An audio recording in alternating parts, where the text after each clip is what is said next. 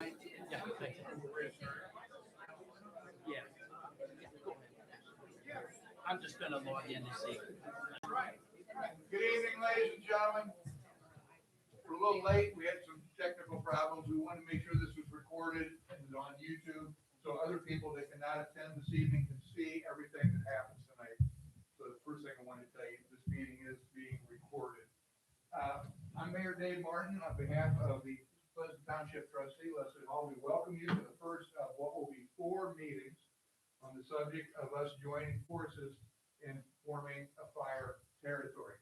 There'll be 3 meetings that public input will be accepted. The 4th meeting will be open to the public, but it will be for a vote of the joint boards only. That's the only business that will take place on that evening. I'd like to start with introducing some of the folks we have up here. Council President Pro Tem of the City of Angola, Dave Olson.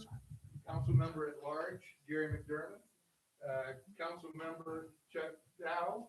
Council Member Randy Coffey, and Council Member Jen Sharkton. And Leslie, if you would introduce your folks, please. Welcome to our community center. I have with me our board secretary, Darren McClellan, and Mike Meek, our other board member. Our board president is currently out of the country, so he wasn't able to be here. I want to welcome you all to the township. I know there's a lot of questions. We entered into an agreement with the fire department in Angola in 2020, hoping that we could sustain a long-term partnership with them. Unfortunately, due to state legislation, the changes in how your property tax is assessed and how that money trickles down into the local government has made some of that stuff a little more difficult for us. So this is the option that we're exploring at this time. I know the people that are going to be talking to you are going to give you more information on the numbers of all of that.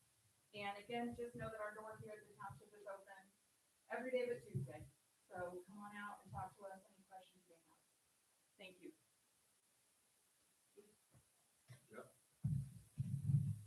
You need your presentation?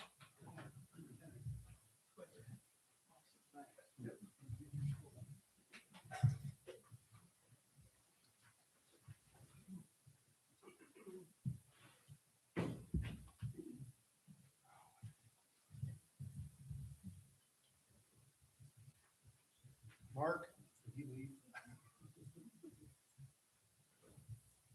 hope that wasn't the door. Who's back there? Sir.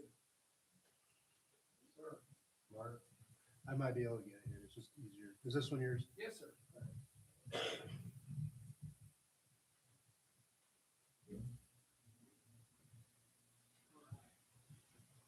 Hey, good afternoon. I'm Jeff Bellamy. I'm attorney with offices in Indianapolis. I've been asked to participate in this process as counsel for the territory process. Okay, I'll use the microphone. Sure. I'd probably hit myself with it. How about this? Does that work back there? I don't have a volume button, so.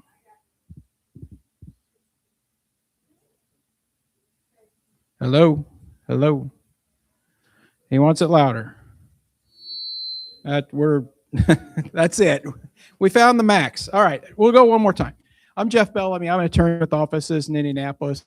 I'm outside counsel for the Indiana Township Association. I work for numerous townships and local units, and I've worked on, I don't know how many fire matters throughout the state. There's a typo in this agreement that says Chandler because the financial advisor and I are both working on matters throughout the state this year, where I'm almost literally in 3 corners of the state on dealing with these things. And so I've been asked to come in to assist the 2 participants on helping get them through the process. I'm not pro-territory, pro-district, anti-district, anti-pro, anything. I'm here to make sure if these 2 bodies want to do this after hearing evidence, testimony, and information, that we hit all the marks, and that also we can help get any questions answered that any of the folks present here in this 3 public hearings. That's me. So I'm going to start with talking a little bit about what a territory is and a little bit about what a territory isn't. So a fire territory in Indiana is a creation of Indiana code, and it permits existing local units, towns, townships, cities, counties, fire districts, to, if they're contiguous or even contiguous in a chain, to enter into a contract called an interlocal agreement to provide fire and or EMS together rather than as separate units.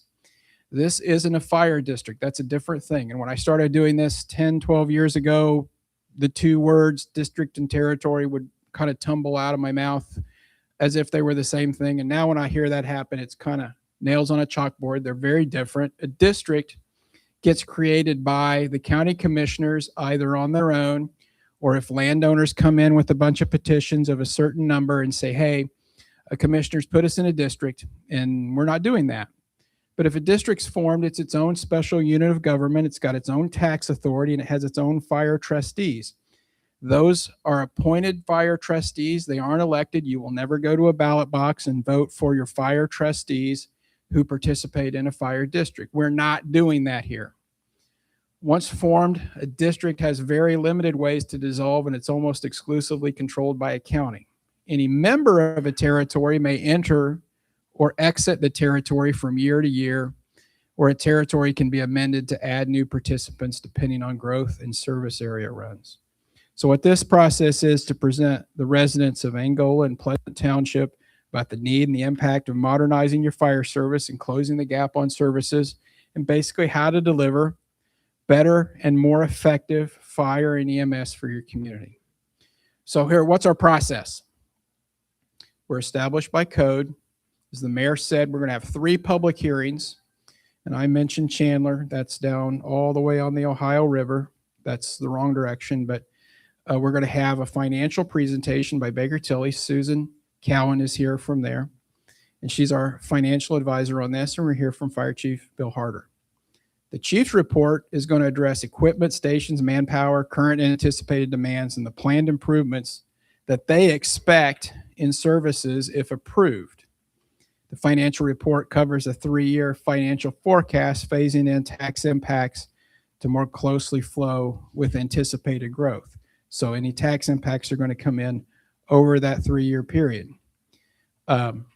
The same financial and fire department presentations are going to be made at all 3 hearings. So the material you hear this evening from those 2 is the exact same that's going to be presented at the other times. This is not a 3-act play that you need to come to the 2nd and 3rd one to find out how the story goes. You're going to hear the same material, so as many people as possible can receive this material. The only thing different will be questions, and that comes from the folks in the group. These first 3 public hearings will be anticlimactic. You won't know at the end of this evening. There's no result. We don't have a vote. There's no motion to see if it wins 2 out of 3 times. These are just public hearings to get the information out, comment back. At the final public hearing, there's also going to be a presentation about what's called an equipment replacement fund. This is a fund that would replace a cumulative fire and building fund, and those are allowed in the state for saving or accumulating revenue for equipment and building purchases only. They don't pay for overhead. They don't pay for firefighters. They don't pay for benefits. So as I said, we're going to do the same material at each hearing. The questions might change. The specific material is being presented. I'm kind of the opening act. They're the headliners. We're presenting it because the state code requires it. We're presenting it because the legislature thinks that these are the things you need to know before a territory might be adopted, and that these folks who would consider a territory hear this information about a 3-year financial forecast and essentially what you're going to get for that in terms of the fire services. Because of the requirements to present these 2 categories, these have to be presented. We're going to do questions at the end of both of the 2 presentations. We're also going to have a short insurance presentation so you can understand some of the what we believe are positive benefits to insurance bottom line through what's called ISO, the Insurance Services Organization, when they rate communities for their water supply, their fire service, and their public education in relation to fire. And then that is a factor in what you pay and in your insurance. Questions and comments, testimony after Susan's report, which is the final report. We're going to ask people to keep it to 3 minutes, and we're going to ask the speakers to be residents of the service area. We've got a lot of people here, and you may perhaps be from Fort Wayne or somewhere else and have a lot of important, interesting things to say. We're going to try and limit this, though, to the folks that are going to be affected either in the city or the township. If you're like me and you're driving away or commuting or cleaning the basement and you think, I should have asked this, I should have said this, I should have found this out. This is an open process till the vote. Send the chief an email, send the trustee an email, send the mayor's office an email. We will try to get you the information you want to know so you can get that. It's not closed or to keep anything from you. We want to try and get questions answered that come up. At the final meeting, and I distinguish that, I call it a meeting, not a public hearing. The council and the board can make statements, ask me questions, ask the chief questions, make comments or questions back and forth, get any information they want, but we are not representing those financial and department reports for a fourth time. And for those of you who will have to be here all 3 times, you will be thankful for that. But we will not be representing that. And we'll get any questions that you have at the end of this answered. If you have no questions, it will come down very simply to, would someone like to make a motion? And motions and seconds and votes as to whether or not you want to adopt this territory that's been presented. There will be no additional public comments presented at that time. We've had 3 public hearings by that point, so lots of opportunity for comments to be made. No additional presentations will be required. Each group's going to have to be required to approve individually by a majority vote of each unit that they want to join the territory. And then if approved, we'll also have the same motion, second, and vote about the equipment replacement fund. So right now, operations, if approved, chief's report's going to address the department operations. If approved, the department will answer to a joint executive board composed of people selected by either the council, mayor, or the township. So you will have a local input. You will have a local decision making. It will not be controlled, operated, or report to the county or state for approval or consent. And it's going to be responsible for equipment planning, borrowing, community input, code inspection, enforcement, department personnel and discipline, fundraising, grants, real estate planning. If you have any debt, no debt is planned. But if you have that, that's where you will have a local conduit to go through for territory business. This right now is the hearing schedule. You're in the gold tile. You're at the gold right now. We're 4:15, 4:10 on the 19th. We're going to do this again right here, same time on February 24th. As of right now, same time, same place, March 10th. We may discuss moving that back a little bit. We'll reissue a notice if that's the case. There will be a final vote. Notice I underline meeting because I distinguish hearing to meeting. The final vote and the decisions will be made by the 2 bodies if they want to do this here on March 23rd at 4 p.m. We have to be all done, finished March 31st. We can't table this and think, well, let's talk about it through April, May, June. No. If you aren't done by March 31st, you're done for the year. Try again next year, which means you're on a 2-year delay because we do our taxes in arrears. So there will be another year's delay if you postpone it. So we will know one way or another, win, lose, or draw by March 31st, no later than that. But our final published meeting is March 23rd, where these groups will decide. I'm going to pass this over for the next presentation. Chief, that's you. So, clicker.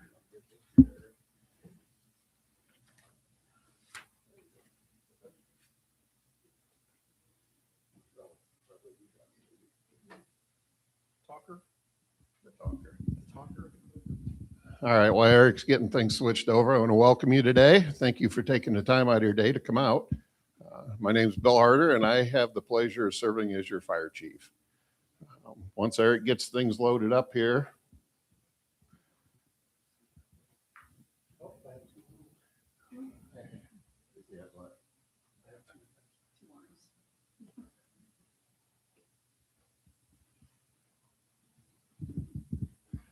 Okay, we're ready to get started into my part of the presentation this afternoon. So the City of Angola and Pleasant Township welcome you today. Go ahead, Eric. And how did we get here? So Mayor Martin asked me in December of 2024 to come back and be his fire chief.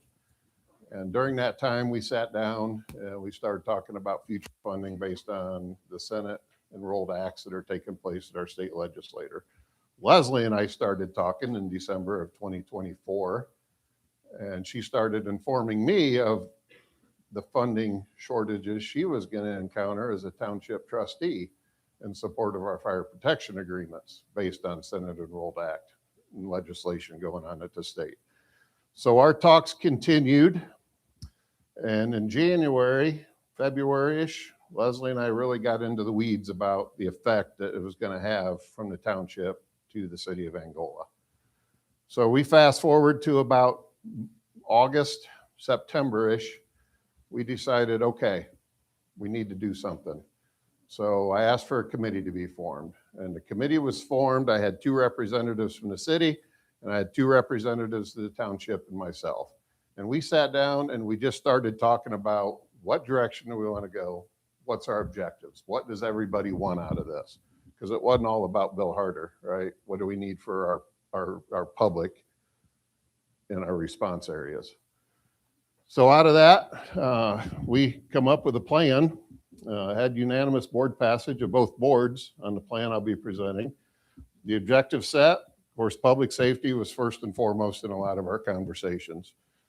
And then the firefighter safety aspect, adequate staffing, our increase in capacity in response to rising call volumes, reduced response times to the residents, and equal representation between the governmental entities and the fire department. This was an important topic because for years and years and years, township government just writes a check and they give it to, in our case, the city of Angola. And sometimes not. There was a little bit of contention as to why don't we have any say in what the funds are going to be spent for, right? So through this committee, it was talked about equal representation is important because now the township, they're at the table now, okay? And then planning for future growth and equipment replacement. Go ahead, Eric. So there's 3 levels to our proposal. And I just wanted to kind of talk about this because some of the platforms that you've been reading throughout the wonderful world of internet, right? It's kind of been mistaken that we're trying to go bigger than what we really want to be, right? So we focused on the 2 entities, the Pleasant Township trustee and the Township Advisory Board and the residents, the city of Angola, the mayor, common council, clerk, treasurer, and the residents of the city of Angola, and then of course the residents and businesses in these response areas. This partnership that we're talking about is between the city of Angola and Pleasant Township.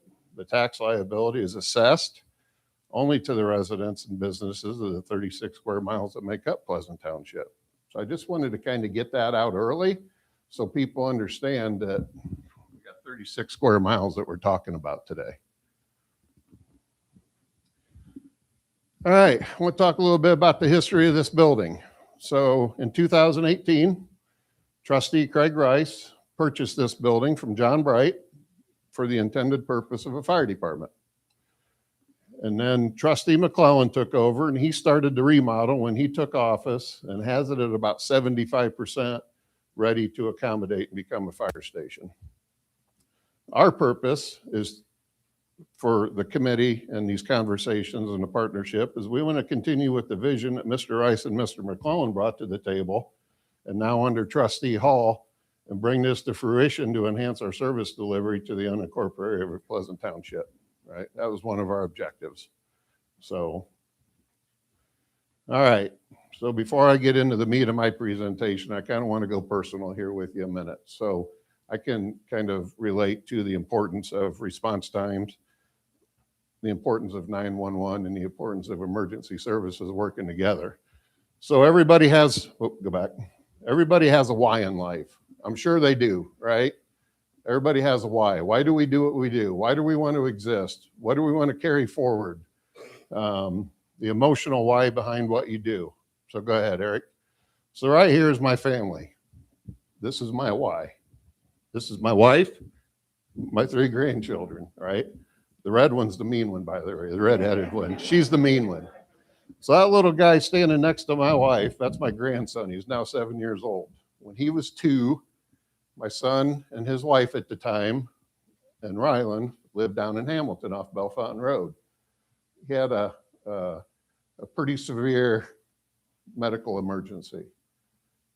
Luckily, with the way the response is set up in Steuben County, the fast response of Hamilton Fire Department, keep in mind, EMS is located in central Angola, right? So the fast response of the fire rescue and the response of EMS, Hamilton Fire had him stabilized and ready to load in the ambulance when I got there.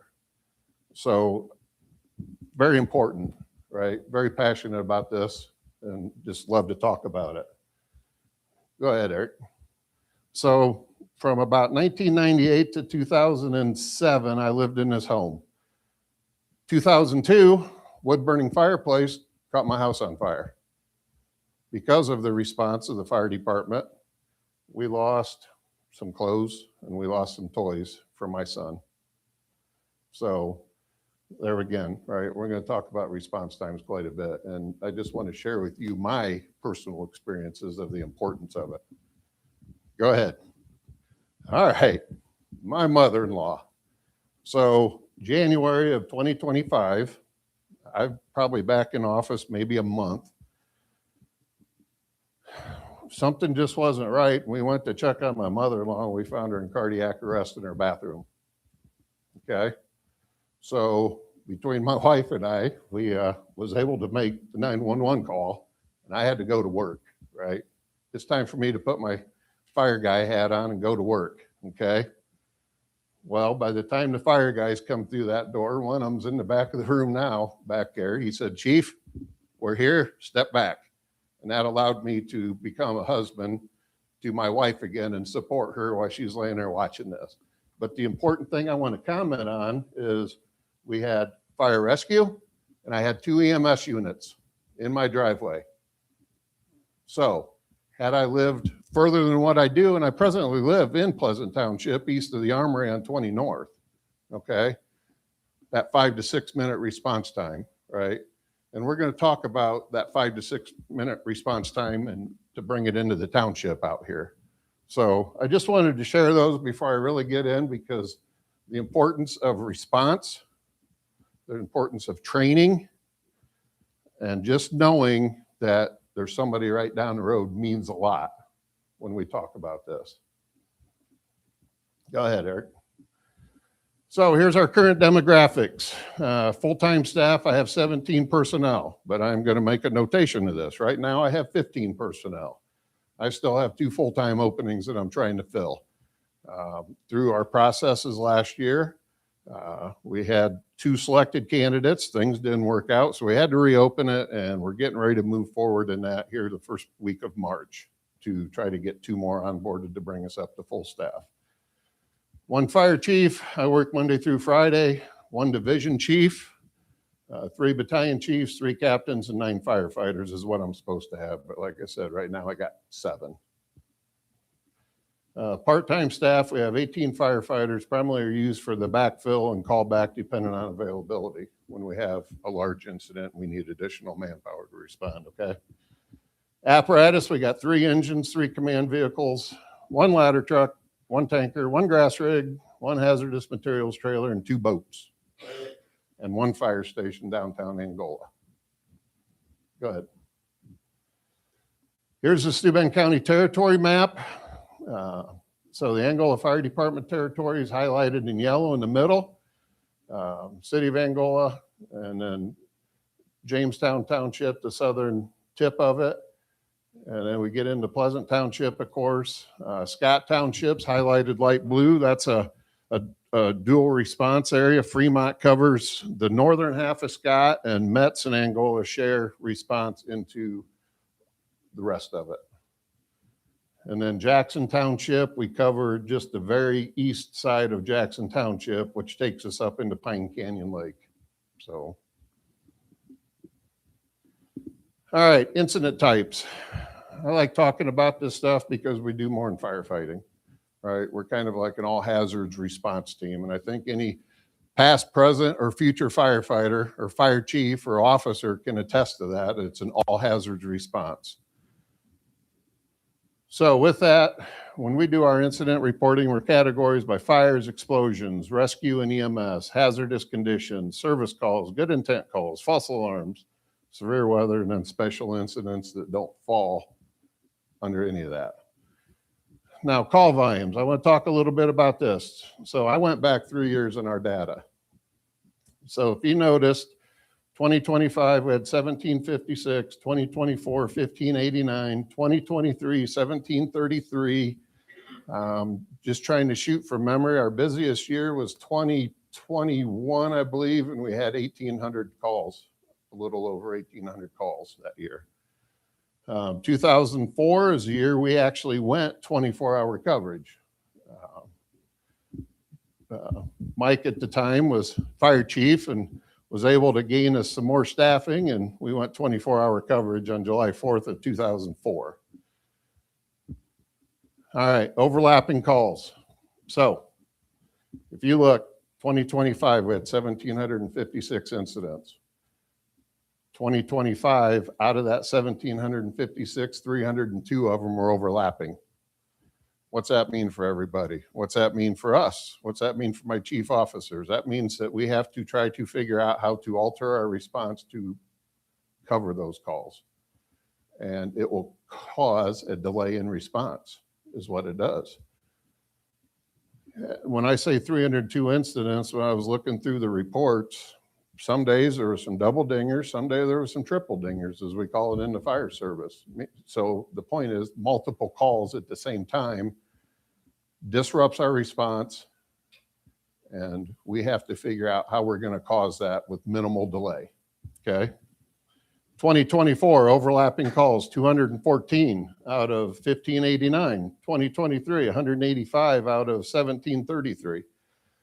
Eric kind of figured it up for me. It's about a 14% increase per year is what we're experiencing on our overlapping calls alone. All right, daily duties. So everyone in the fire service is busy. If they're not out on calls, they're back at the station, cleaning the trucks, cleaning the station, training, PPE care. So all hazard response, I kind of already talked about that. Public education is huge, especially to get into the fall of the year during fire prevention time. That's when that kind of ramps up for us. Our pre-planning and Knox box program, of course, meetings, a lot of planning meetings at my level.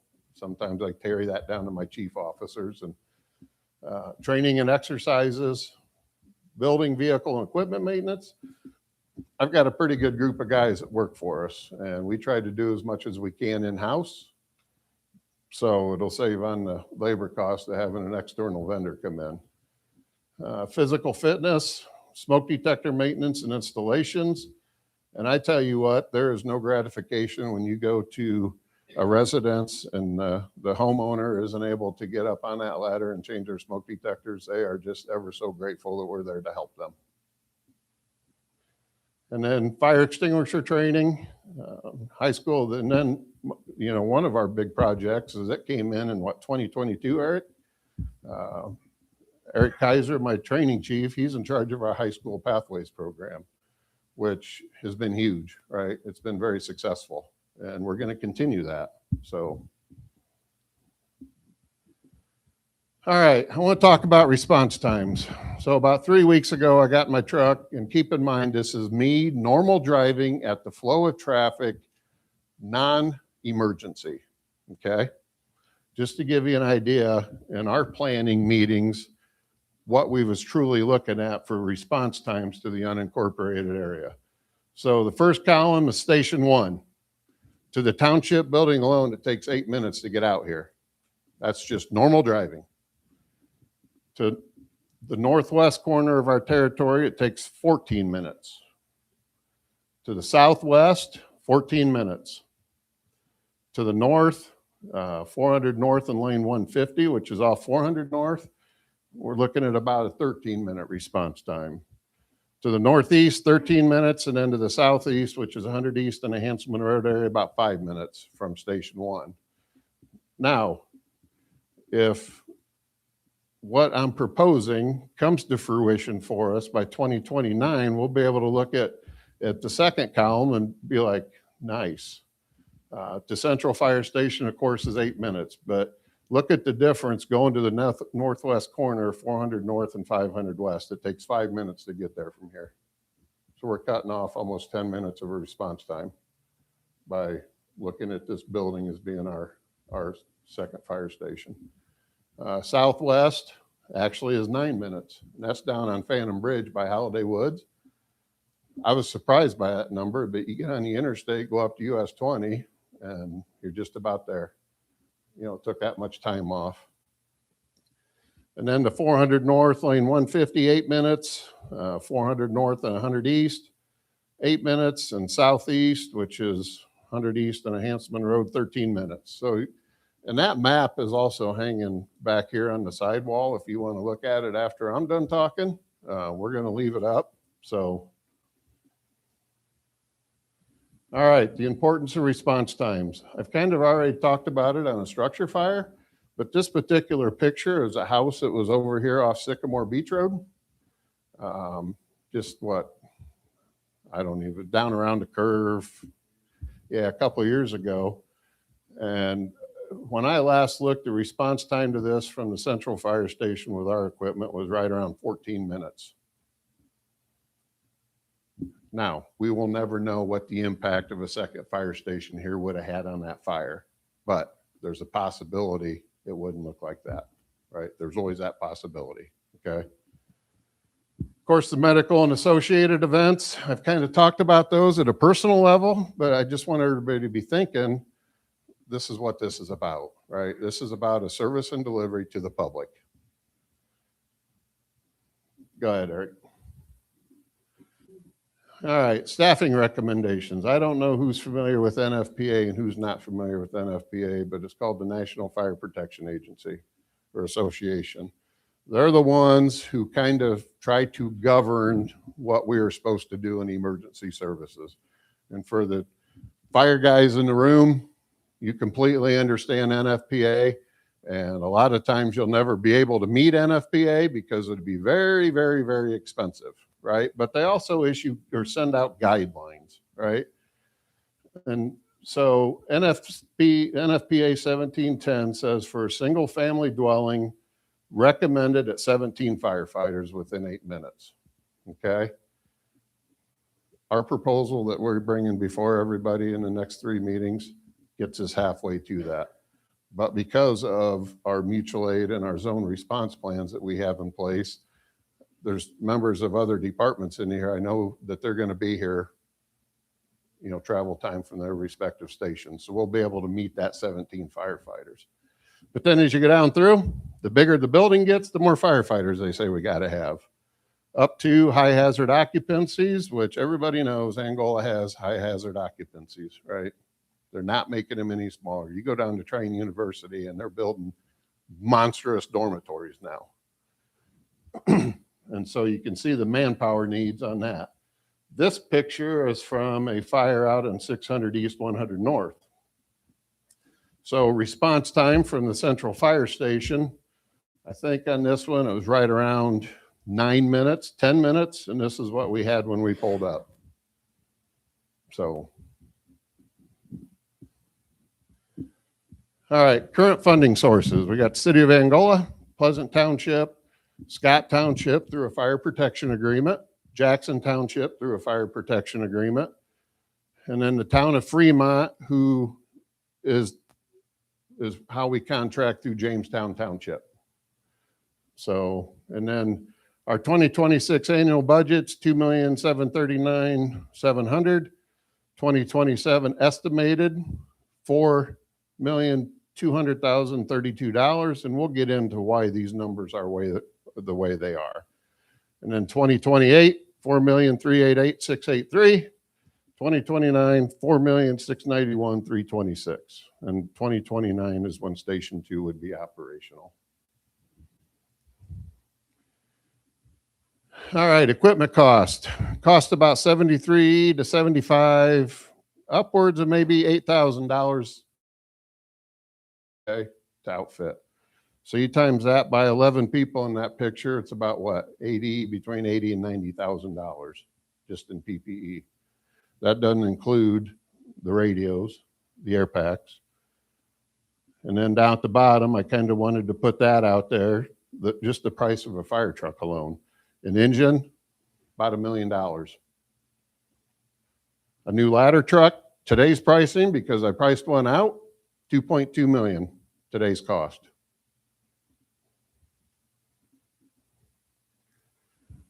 So what's our challenges? Here's our challenges. I've kind of talked about them, but I want to talk about them again. Increase in overlapping calls that put a constraint on our response. Response times can be greatly affected with the overlapping call volume alone. Population increases, meaning people that live here, people that work here, people that come here to play, driving through and trying university. Goes into the next one of the construction growth. So the mayor had announced at a State of the City address on Monday night that last year alone, the city of Angola was right about $38 million in new building permits. Well, with that $38 million in new buildings, guess what it's going to bring? Population. It's going to bring the people who live, work, play, drive through, and or train university. So decrease in volunteerism, fire department funding. That's why we're here today, is to talk about fire department funding. The estimated net assessed value needing protection, $1,734,976,471. That's the combined assessment of the city of Angola and Pleasant Township. Now, here's what I want everybody to think of. That's just property. Now add people. Solutions to the challenge. Collaborative partnership based on our recommendations from the committee we had formed.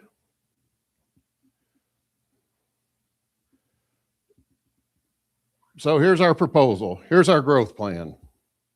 You can play that video. 2027, we would like to come out, we'd like to hire 6 more firefighters. Keep them central, train them.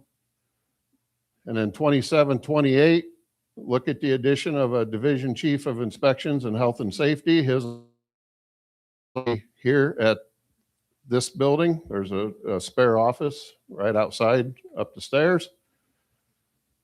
And then 2028, finish the remodel of this building and get it ready for occupancy in 2029. And then 2029, so we would take the 6 that we have trained and our current staff and the chief officers and myself can sit down and we can come up with a staffing plan on who we want to move out here. And then we can bring 6 more on board and you'll have 2 fully staffed fire stations operational at that time. You notice I haven't said a lot about fire trucks. I've got a station full of fire trucks. We've got a truck sitting there that's a 2022, carries 1,800 gallons of water, that's ready to go and ready to be moved.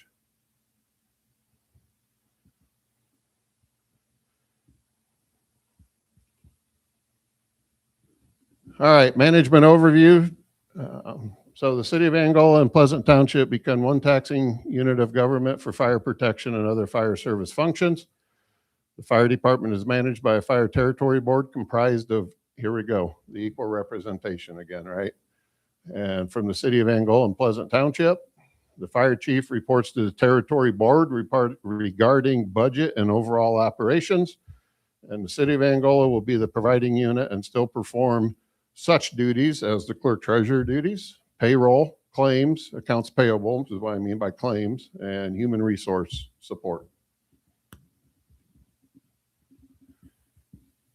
So we talk about the benefits. So the benefits, of course, public safety is right up there on top because that's been the focal point of our conversations and our sit downs. Firefighter safety, response times improved.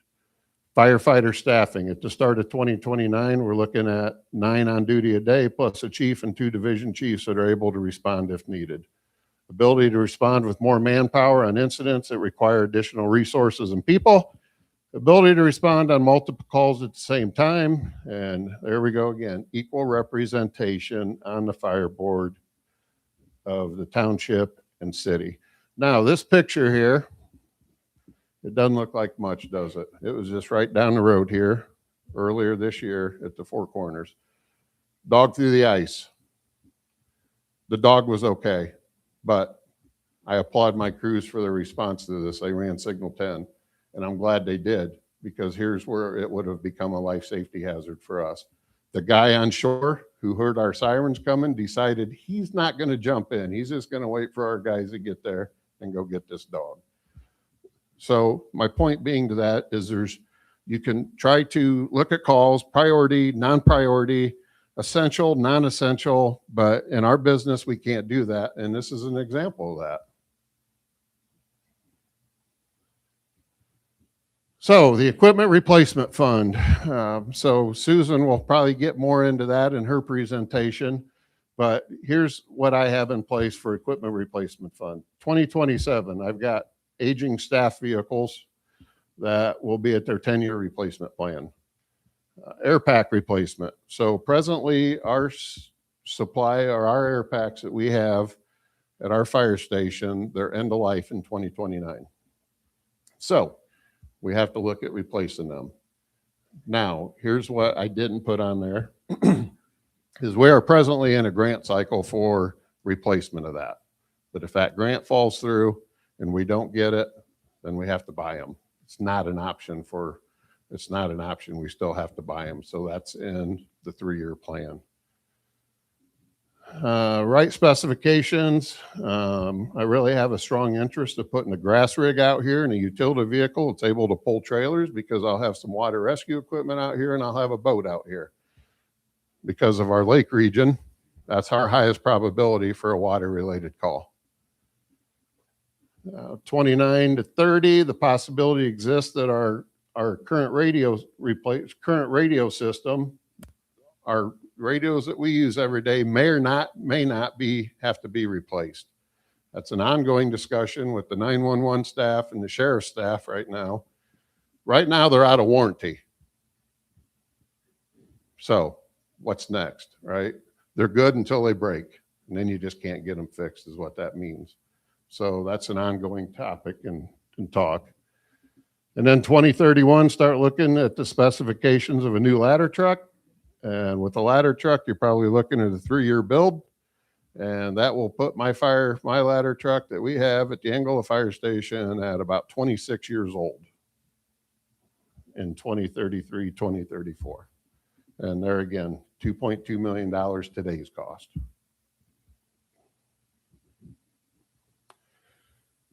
Thoughts and questions. This picture was a fire that happened just across the parking lot last fall. So thank you for your time today. I'm going to turn this over to Beth Groves from Farm Bureau Insurance. Oh, we need to bring your map out here, don't we, Beth? We'll bring it out here so people can see it.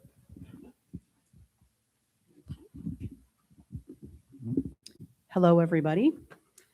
I am here to discuss the impact that an additional fire station would have on insurance rates.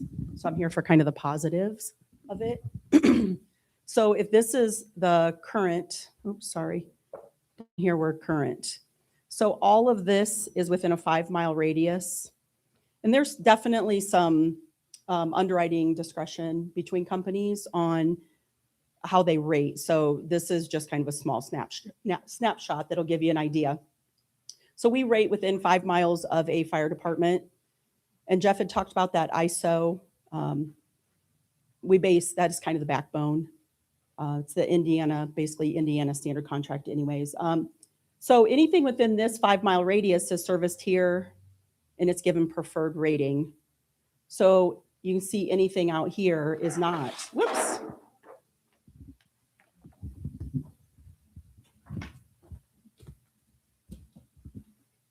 I won't touch it so hard. The green rating was basically an unprotected class, and you see all the lakes are in this now in this unprotected rating, which I did just kind of a dummy quote. There's a lot of factors, but just compared the exact same property between unprotected and in ours, we call it semi-protected in this situation. It's about $140 a year difference for the same home with having a new fire station here because it puts you within a 5 mile radius. So it impacts the rate on your home. Again, many other factors, but you're looking at about $140 on this particular home that I quoted. We do recognize like Orland Fire Department and Fremont, but still a lot of that is more than 5 miles. So it's still going to be unprotected. 50% of the insurance rating comes from the fire department, the distance from the fire department. So it's a huge factor in the rating. So yeah, so this is all would be now in a semi-protected rating, which would decrease it substantially. Any questions on the insurance part? Not yet? Okay, very good. I think I'm done then.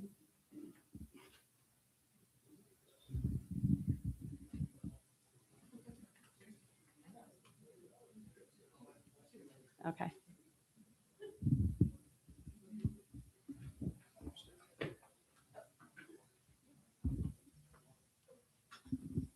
Yeah, come on.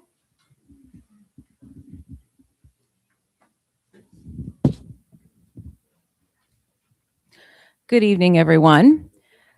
As Jeff mentioned earlier, my name is Susan Cowan. I work with Baker Tilly, which is a municipal advisory / accounting firm out of Indianapolis. We have worked over the years on a number of fire territories. The principal that I work for has been doing it for probably 20 years. I've been doing it for the last 8 to 10. So we are here, much like Mr. Bellamy said, neither for or against. We're here to help these legislative bodies, these fiscal bodies, present the information that the statute says must be presented for a fire territory. We've talked a lot so far about when the 3 meetings are. So we're on number 1 tonight, number 2 then on the 24th, and number 3 on the 10th, with the adoption meeting later on the 23rd. So there are very few ways that units in Indiana can increase their property tax levy for any reason. The state legislature the past couple years has done a pretty thorough job with removing any other ones except for those related to fire territories and fire districts. So the statute says that the units that share boundaries can come together. It can be 2, it can be 3, it can be 5. It can be however many units can determine they need to come together to change their fire service funding. Can come together to form the territory.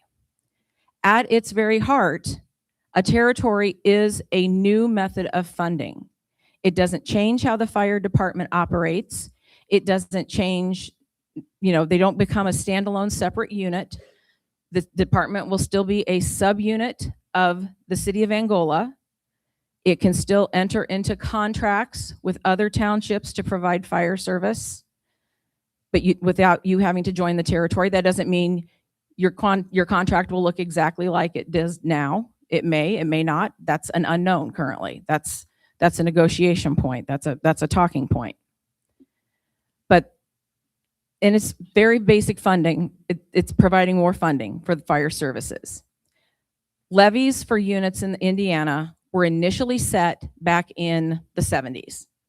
They've grown by small amounts, sometimes 2%, sometimes 3%, recently more in the 4 to 5% range. But over time, when you counter inflation to levy, it hasn't changed a lot for a lot of units. And we've heard the chief talk about the changes in cost for fire service.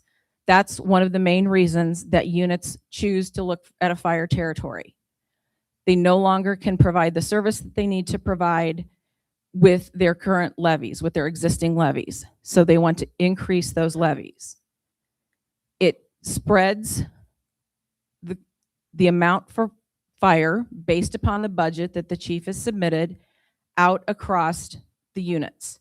So right now, for example, I'll go over this a little bit more detail. Pleasant Township has one rate that covers fire service. The city of Angola has another rate that covers fire service. The territory process makes it the same rate for fire service for both, or for the involved units, for the participating units in the territory.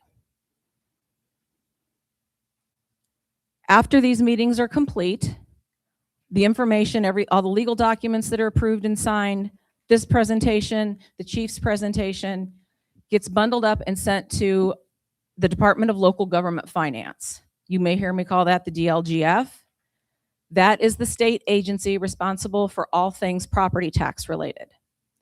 So even though these two elected bodies vote locally to adopt the territory, or have the option to vote to adopt the territory, if they approve it, it must also be approved at the state level at the DLGF. So once everything here is wrapped up, if approved, it gets sent to the DLGF. They review it, make sure everything was done, that the I's were dotted and the T's were crossed, that the information that was presented was what the statute says it needs to be in relation to provision of fire service and the financial impacts. They will then usually give some sort of approval or denial by the June, July timeframe.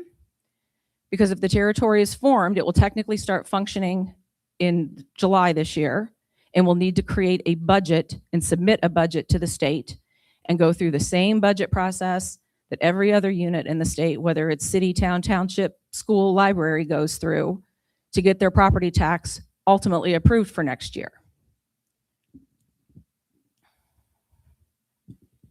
So as we already talked about, the city of Angola will remain the provider unit. That's sort of the administrative designation. In Indiana, an elected body has to approve budgets and levies. So that's one reason these elected bodies are here tonight. But when it comes to the budget, the territory board, even though some of them may be elected officials, in their role on the territory board, they are not considered elected. So it's up to the territory board to recommend a budget to the Angola City Council. They will then actually approve the budget and be responsible for entering it on Gateway and ultimately making sure it goes through all of the appropriate steps so that whatever is approved actually happens. Now, it will not happen. It will start in 2027. So it'll be for property taxes payable in 27 that these changes I'm discussing tonight will take effect. They won't get their first property tax draw till about June. They get two a year, June and November, December. That's, you're familiar with when you pay property taxes. That's, again, when the amounts are distributed to units as well. They are asking for a phase-in of the budget. So it will phase in up to 2029 if that's what the DLGF approves. After that point, they will be limited in revenues to whatever the growth quotient is, what's called a max levy growth quotient, that again is defined every year by the DLGF and again applies to every unit, county, school, township, library across the state for how much their levies can grow each year. Please understand the numbers I have here for you tonight are estimates. They are considered to be max estimates. We don't have crystal balls to know what your home is going to be valued at next year or 28 or 29. So we look at some historical estimates. We look at what we know now about property tax legislation as it sets in the state, what we know now about tax rates in these areas. So we consider these amounts to be maximums. Could your tax bill be less this year and in 27? Yes. I believe it most likely would be less because the DLGF will not approve rates or levies higher than what is in this report and what has been prepared based upon the budget. So we can't say that the rate's going to be 0.2424 and then have the DLGF say next year they can have 0.26. It would be capped at any of the information as it's turned in to the DLGF. So the process for determining taxpayer impacts, first we look at what are the revenues and the tax levies that both of the units are currently bringing in. We then determine, based upon the budget and the assessed values of the territory involved in Pleasant Township in the city of Angola, what would be the necessary tax rate to support that amount of funding. We then compare the two, determine the net effect, because the statute clearly says that you can't leave an existing tax rate in place when replacing it with a new territory rate. So the amount that we determine the city is currently paying for fire will be pulled out of their district rate and replaced with the new rate for the fire territory. And the same for Pleasant Township.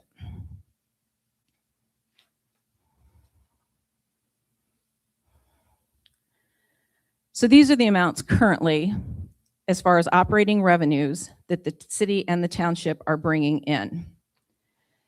The blue bar there for the city does not include the contractual payment that they get from Pleasant Township. That's their portion there in green. So when you look at those two combined, this number is slightly different than the chief's due to rounding. But for 2026, they have roughly $2,775,000 in revenues. And that's not 100% property tax. Any unit that receives property tax also receives a portion of motor vehicle taxes that are collected in the county. Forming a territory does not mean you will pay more for license plates. It just means that the distribution of motor vehicle taxes across the county will change slightly with the addition of levy for the territory. So the city's 1.678 million also includes some revenue from current fire contracts with other units. It includes some of their general fund levy. The city, which is somewhat unusual, has a levy currently that only is for fire service. They have a municipal fire levy. And then they use a small portion of their general fund levy. So if this is approved in 2027, we've determined what the equivalent rate is that will come out of the city's rate to be replaced with the fire territory rate. The township has a township fire and EMS levy. Neither unit currently has any sort of cumulative fund that they are using to accrue money for vehicles or buildings or anything like that. So there's no levies there that need to be replaced. But it's CCD, it's not fire. Yeah, there's no specific fire. The city has what's called a cumulative capital development fund that can be used for anything in the city. Maybe they choose to use it for fire, but there is an option sometimes for a specific fire equipment only one, but that neither unit has. So when we look at the rates as they are currently structured, Pleasant Township's rate is almost 6.5 cents. 0.0649. They also have some additional levy that covers other township services like township assistance and other general township functions. But just the fire portion is 0.0649 in 2026. For the city of Angola, for their municipal fire levy and the portion that's coming out of their general fund, they currently have almost 23 cents, 0.2273. The next 3 pages cover the detail of the budget that the chief has presented. So this page and the next page, this is all considered operating, day-to-day expenses, regularly replaced type of capital items. We can't put trucks, we can't put buildings, we can't put large apparatus in this operating levy. They can include things like the turnout gear, Scott air packs, things that are used and routinely replaced. Those can be included in operating budgets. So the total there in the blue bar are the budgets for the 3 years that the chief explained in his presentation. This next page covers that equipment replacement fund that the chief mentioned. This one can be kept and accrued. It can be spent every year. It is at a capped rate. Regardless of what they want to spend it for, they're not going to get more than the statute says they can have. It's a 3 1/3 cents, so 0.0333, that will bring in just money for capital and equipment. Again, this one won't pay for people or lawyer fees or legal, insurance or anything like that. This one is for capital items only. And then the total is there in the gray, the total of the two. So when I talk about tax rates going forward, I'm considering both tax rates. I'm considering the tax rate necessary to replace fire combined with the 0.0333 for the equipment replacement fund.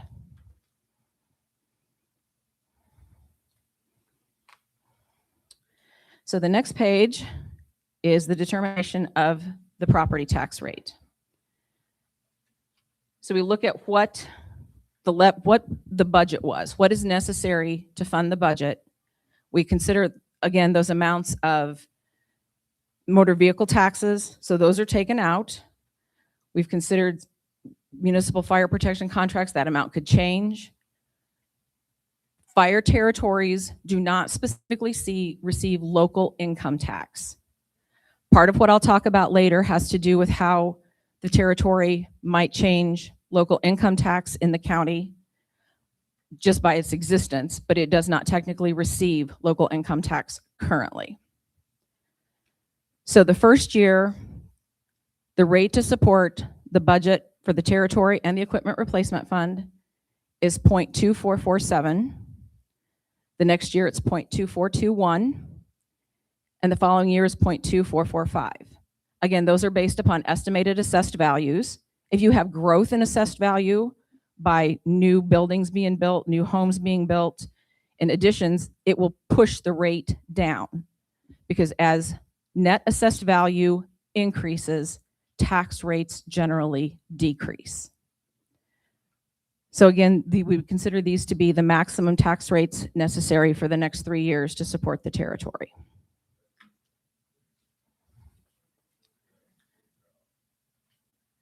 Just want to mention for debt, neither unit currently has debt. If they did, it could not be rolled into the fire territory. If they have to do anything in the future, which there's no plans currently for any debt, the units have to do it separately. The territory is not considered a municipal corporation and cannot issue its own debt. It would be up to the city and or the township. But like I said, no current plans for any debt or any additional levy that debt would bring. So the impacts that I have to discuss tonight are first and foremost impacts to taxpayers. I will also be, after we get through that part, we will be talking about how the fire territory will affect other units in the county. And when I say other units, I don't mean somebody that lives in another township. I mean that township and their property tax receipts and their motor vehicle receipts and their local income tax receipts. So as far as residents, the residents of the city of Angola and Pleasant Township will be affected at the property tax level in the rates because of the fire territory. Other townships, other cities are not affected because of that. So here's the calculation for the replacement for the first rate, first year in 2027. So in 2026, the city of Angola's district rate is 1.9474. You may ask, what's a district rate? Well, when you make your property tax payments, the money doesn't go to just one place in the county. It goes to multiple units. It goes to the county, it goes to the township, it goes, if you live in Angola, it goes to the city of Angola, it goes to the library, it goes to the solid waste district, and it goes to the school. So each of those taxing units has their own taxing unit rate that is established each year during the budget process. And depending upon where your property is, those different unit rates are combined to arrive at a district rate. So Angola's rate, current district rate 1.9474.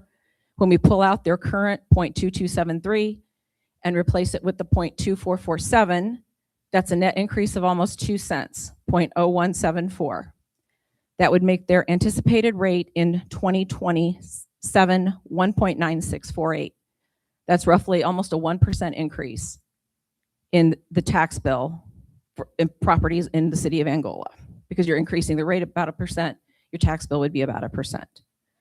So in a few slides, I have some examples of changes to tax bills on different basic valued properties. If your home is not one of those values, remember these percentages. So if you live in the city of Angola and you take you can start with your 25 tax bill and the amount you actually pay, the combined annual amount, and you multiply it times 1.009, that would give you a rough idea of what your tax bill would be and how it would be impacted by the fire territory. Now for Pleasant Township, they're starting at a much lower rate. In general, townships rates are usually lower than cities across the state. It's 0.9434. We know that their rate for fire service is 0.0649. When we're replacing that with the 0.2447, that impact is 0.1798, or anticipated total rate of 1.1232, about a 19.1% increase. So going forward in 28 and 29, if you remember on the slide with the tax rates, they did not change very much. Those will be very small impacts. The increase would be in 2027.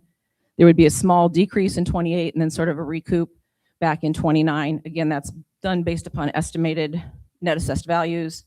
The changes could be different accordingly if net assessed values are different. So we have some examples of what it would look like for particular tax bills and particular value homes. So when we talk about your tax value of your home, that's not what you bought it for. That's not what Zillow says you could sell it for. That's not what your neighbor's house is and yours averaged together. It's specifically the amount that the county assessor has sent you on your annual assessment. Those usually come out in the summer. You got your one last year in 25 for what the tax value is of your home this year. That's what we call your gross assessed value. Whether it's your primary home, whether it's farmland, whether it's your business, that amount that the auditor's office or assessor's office sends you is your gross assessed value. Certain types of property, like residential homes, meaning it's your primary home with up to 1 acre of land, not second homes, not rental homes. This is only your primary home, and accounting for the fact that you have gone to the county auditor and turned in your homestead deduction paperwork when you bought your home, or at some point maybe refinanced your home, you had to turn that paperwork into the auditor so they give you your deductions. So on your primary home, your tax bill is not calculated on the full gross assessed value. Under current tax law in Indiana, if you have a homestead exemption on your property, you get off the top a $48,000 deduction.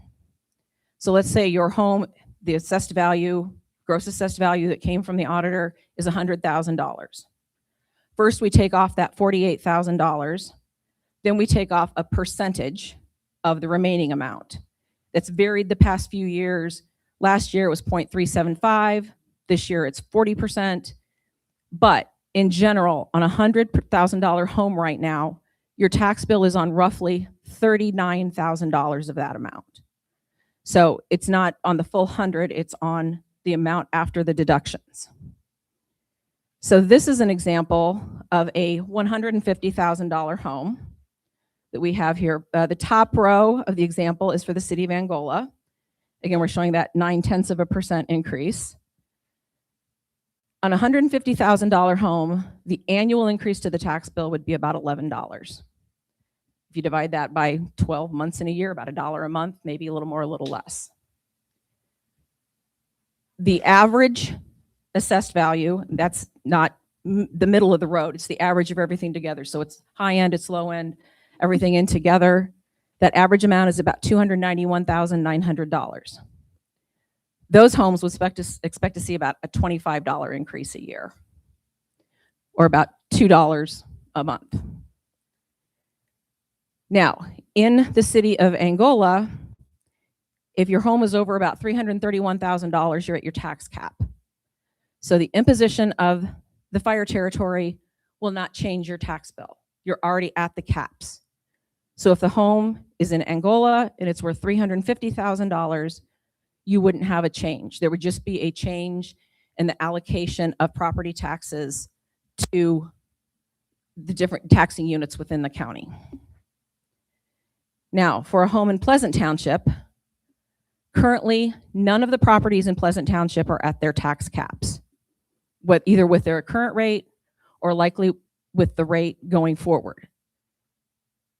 So for a home in Pleasant Township, the annual increase to the bill for a $150,000 home would be roughly $110, about $9 a month.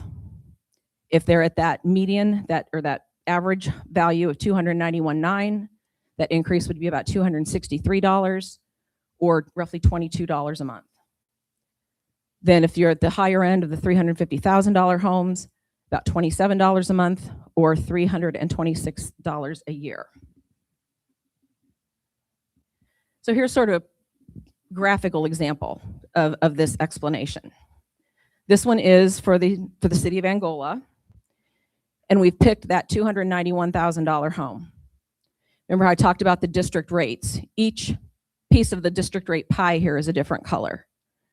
So that kind of purple color there at like 12 o'clock, that's the school. That's the Steuben County School Corporation. Currently in 2026, that $2,852 bill for that home, $825 goes to the school. Then for the public library, they get about $70 of that. The solid waste management district gets $15. Steuben County gets about $356. City of Angola gets $1,233. For current fire service, for that current fire rate within the city, they get about $333, and residents that live in Angola do pay a portion for those general township services to the township, Pleasant Township, so that's about $20. Assuming then just the impacts of the fire territory, that rate in 2027 would mean a tax bill would be about $2,877. The only thing that changes is that pink wedge gets bigger. It goes from $330 up to about $358. So that's about, remember I said it was about a $25 change for, at that rate or that property value. So here's the one for Pleasant Township. Again, the purple piece of the pie is the school. They have the library, solid waste management, Steuben County, the non-fire services for Pleasant Township, and then that pink piece of the pie is like $95 in 2026. In 2027, under the territory, that portion would be about $358. And now I realize that there are not just residential homes in the county. So homes are classified based upon what we call circuit breaker types. What we just talked about, the residential home with up to 1 acre of property is called a 1% circuit breaker cap.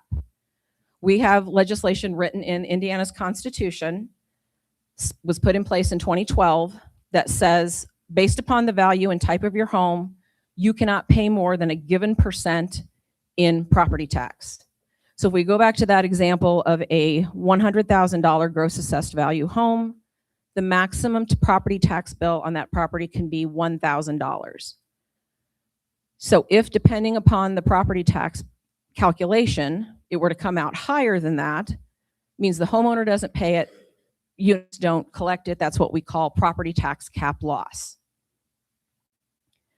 The next kind of property is a 2% property. That is agricultural land, second rental and vacation homes, so not your primary residence, but homes that are secondary. And then some assisted living facilities also qualify under that classification. The 2% properties cannot pay more than 2% of their assessed value. So if it is a $100,000 piece of farmland or a $100,000 rental home, the tax bill on that property cannot be more than $2,000. So here we have an example for a piece of agricultural land. The other thing I might mention is that these properties are, until recently, billed at their full gross assessed value. They don't have deductions. There's a new deduction in place this year, a 6% deduction on 2% properties, but on the 3% or commercial properties, there is still no deduction. They are billed, the tax bills are calculated on their full amounts. So for those first two options, in the city of Angola, a $250,000 property would see an increase of about $43 a year. A $500,000 second home, rental property of some sort would see an increase of about almost $87 over the year. For Pleasant Township, that piece of agricultural land would be about $450 more for the year. That's about $37 a month. A $500,000 piece of property would be about almost $900 more a year. The last type is commercial property. Commercial properties are a 3% cap, meaning that their bill can be no more than 3%. So you'd pay the max bill would be 3% of $1 million.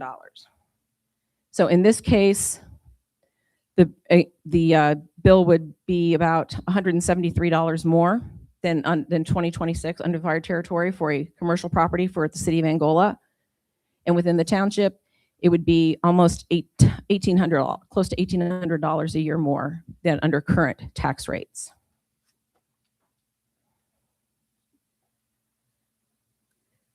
So that concludes the information I had on impacts to taxpayers.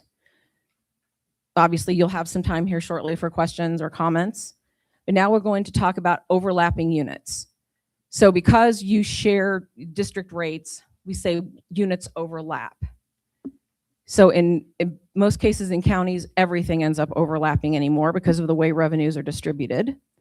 But in this case, because of property tax caps, in general, when you add levy to anyone, whether it's the county unit, a fire territory, a library, in general, adding levy increases circuit breaker. I can say also in general, Steuben County has had fairly low circuit breaker in the past. That may change this year with what's called Senate Enrolled Act 1 legislation that was put in place last year. That's going to change some of that this year. But so going forward, I know there's a lot of numbers on this page, and I apologize for that. But I've tried to highlight the two units that we're mainly talking about. And again, these are going to be lost revenues to the units. So the first column is what 2026 looks like, no territory in place. The peach column is what 27 would look like without a territory in place. So you can kind of compare the peach column to the blue column next to it for 27 to see what the impact would be from the territory to other units in the county. So for example, without the territory in 27, the county is losing about $360,000.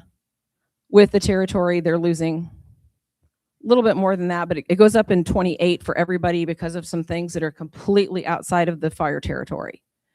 Those are changes that are going to happen in 28 for the most part, regardless of the territory or not. So, I mean, the territory will experience some loss too. So the budgets, that's why I said that he's creating right now, are maximum amounts of levy, because due to circuit breaker loss, there can't be an accommodation included in the calculation to make up for that. So there will be some loss in the budget that the chief actually puts together if it's passed for next year, may look different, slightly different than the budget you're seeing now because the revenues just won't be there otherwise. And then for local income tax, under the current local income tax structure, local income taxes are taxes on your wages. So if you work down in Fort Wayne, your HR director at your company in Fort Wayne pulls out your county taxes, they follow you back here to Steuben, and then they are dispersed across the county. Likewise, if somebody from Fort Wayne works here, their payroll taxes goes back to Fort Wayne with them.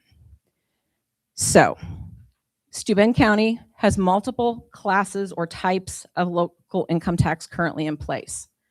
They have certified shares, which go to all units in the county. They have public safety local income tax, which goes specifically to the county and municipal units. So like the city of Angola and the other cities or towns. Townships do not get public safety lit. There's also economic development lit. That is currently distributed based upon population. That also goes to only the county and the municipal units, not to townships. There's a fourth type called property tax relief credits. That is local income tax that's used to replace circuit breaker loss. So this is all current local income tax situation. Because of Senate Enrolled Act 1 that was put in place last year, local income tax completely changes as of right now at the end of 28. It may be pushed off 1 year to 29 based upon some things that are in play right now. But we, as of right now, what goes on with the fire territory will not affect anything with the current lit structure in the county. So, because everything that happens in lit happens a year in arrears. So if we're adding levy in 27, any reallocations because of the territory would take place in 28. But since they're starting a new clean slate in 28 with entirely different types of lit, nothing about the territory is going to change lit. If lit changes, it's because of the legislation and the decisions that the county makes going forward about what they choose to put in place and what they choose to adopt. There's some of the information here about the changes to local income tax, but we are not making any estimates going forward of what local income tax will look like in 28 because we have no idea what rates the county will adopt in 28. We are just assuming based upon the 2026 certified amount, 27 will look similar to that. Any changes will be based upon increases in adjusted gross income in the county, nothing to do with the fire territory. The same with local income, public safety local income tax. If anything changes, it has to do with changes in AGI, not in anything to do with the fire territory. And as I mentioned, edit doesn't even come into play with levies in this case because edit is distributed based upon population in Steuben County. So again, it's only the county and municipal units that get that. The last reallocation that could potentially change because of the territory is vehicle excise tax. Those again are the motor vehicle taxes I mentioned briefly earlier. They are distributed to units in the county based upon proportion of levy to all levies in the county. So if the fire territory levy is being put in place, that's new levy that wasn't there before. So it will shift the allocation and take pieces away from other units and shift it towards the territory. So for example, without it in 26, the county would receive about $747,000 in that particular revenue type. It would drop a little over $50,000 in 27 estimated because again of the territory. This is just the first half of the county. The second half of the county is on the next page. Again, this just shows changes based upon the territory, not based upon any increases in motor vehicle revenues as they come back to the county. And that concludes my presentation. I'll turn the microphone back over to Mr. Bellamy. Mr. Bellamy is my dad. All right. So we have a lot of people signed up, a lot of people present, a lot of people standing. So we're going to take questions, comments, thoughts for the good of the order. In the order they signed up and said they wish to speak, I'll call your name out just from where you're at as loud as you can. Make your statement. I'll try to repeat it as best I can, or I'll bring you the mic. We're going to take comments and questions from people that are either from the city of Angola or Pleasant Township. A couple of people signed up and they're not in either service area. We're going to skip you. Sorry. We've got a lot of people within the affected area that have signed up. If you want to catch someone afterward and ask the chief or Susan or I or the mayor or anybody your question that we're skipped, we'll try and do what we can, but we do want to get the people in the affected area, get their comment and question covered. It's 3 minutes. This gentleman up here is running our timer. When he waves that one good arm, that's your time. So if we could not wear out his good arm and keep it within that. Also, too, if you get it all spit out in 2 minutes, good for you. You don't have to use that third minute, but we want to give everybody a chance. Our first person that signed up, Heather German. Heather. My questions have been pretty much answered. I do have a couple questions. I know that the insurance rate was a big thing that people were discussing to offset the taxes.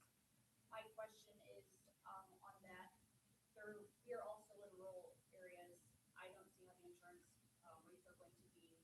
that much, we don't have municipal water, we do not have fire hydrants. So my question, I guess, is for Beth, where are you gathering your ISO or your rating that you see that significant drop in insurance rate? So the ISO rate is set by the state. 50% of the rate that they assign is what we base. So they assign a rating 5 through 10, basically. And right now, you're probably in a 10. So if you become within 5 miles of fire department, you drop probably closer to an 8. You're not going to drop down to 5. That's if you're in city limits, you're within 1,000 foot of a fire hydrant, which you're not going to be. But you are definitely going to see a drop. You just have to notify your agent and let them know that your fire territory has changed. You're now within 5 miles of a fire department. Part of that ISO rating that the state sets also factors in the availability of water. So it's factored into that. I think it's 35% of that code that they assign, but 50% of it is the availability of a fire department. Our next person that signed up, Heather. Win Hensel, Win, come on down, sir. I know you want to hear more numbers, but I put some different numbers together than maybe what you've been hearing. Pleasant Township, we had 321 runs last year. Basically, it cost us $3,100 per run based on the amount of money that we give to the fire department. Angola had 1,276 runs. It cost them about $1,400. If the current, right now we're paying about $750,000 in taxes to, with the proposal, it'll be about $2.5 million. So that'd put about $8,000 a run is what Pleasant Township would be paying. Angola would stay the same. Orland has had 280 runs this last year, but normally about 350. They've got an $86,000 budget. They've worked out some way to handle those runs. Fremont had 711 runs. They've got a budget of $862,000. All the departments in the county, excluding Pleasant, have a $1.7 million budget, and they're covering 50% of the population, and they're covering a larger geographic area. They figured out how to do it. You're asking us for more money. There's something wrong here. And for those of you that say you can't figure it out by cost per run, I talked to some people in a couple different counties that are, well, one's a commissioner, one's been on boards and all. Anyway, I said, am I looking at this wrong, that it can't be looked at cost per run? And they said, no, you absolutely have to look at it that way. When you think about your paying your NIPSCO bill, which you're not appreciative to do, you're paying for what you use. I'm paying for what I use. Those are different numbers. So you got to keep that in mind. Sure, can't read what I'm trying to say. Especially, okay. I'm not going to go on with that. I guess that's enough. You got the gist of what I'm saying. So I appreciate your time. Next person on the list. Oh, I'm sorry. Do you want to address the response to that? I'm sorry. Where did I get these numbers?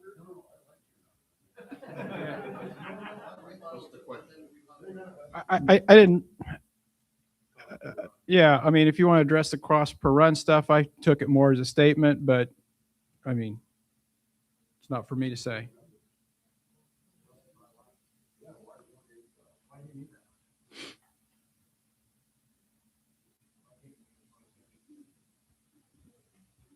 All right, so I'm a little confused on what the question is and what everybody's looking for here, okay?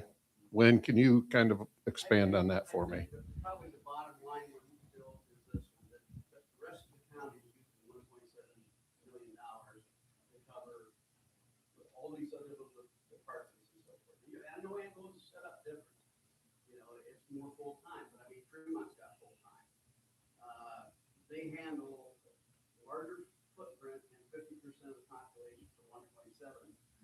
Right now, you guys have 2.8, and it's not enough. And you're wondering if they go to 4.5 out of our pocket.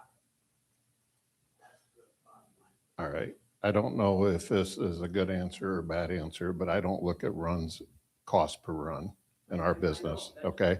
Because I feel like then I'm being pitted and I'm trying to put a price on a human life, and that's not what we're about and what we do. And you look at the call volumes across the county, so let's combine the city of Angola and Pleasant Township, it's 1,600 plus calls a year. That changes every year. It could go up, it could go down. We don't have the crystal ball to tell us that. But here's what I do know. We have 1,700 plus calls a year on the average, okay? On a good day, I've got 5 people working, and on a less than good day, I've got 4 people working. And with the structure of our fire department, we're a full-time department. I can't make my combat crews be on call when they leave at 7 a.m. in the morning after a 24-hour shift, because that puts us into a Fair Labor Standard Act issue, okay? So staffing is a concern of mine, and that's why we're here talking about increasing our staffing for the ability to respond and handle 302 overlapping calls on top of the 1,700 we have a year. Okay, I don't know if this answered your question, but right. Who else? Who else in line with this? Why I have the microphone?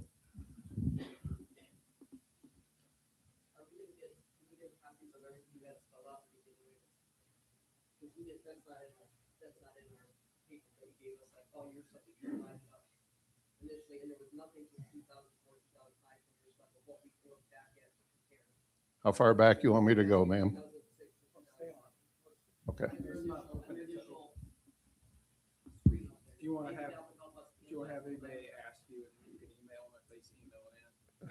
Yeah, that's fine. I guess when to kind of close out with you, I appreciate the run numbers and I appreciate the business of all our area fire departments. The highest number in there, we've had 1,000 more, right? We've had 1,000 more calls in the second busiest department in the county. With that thought in mind, we need staffing to be able to cover those calls.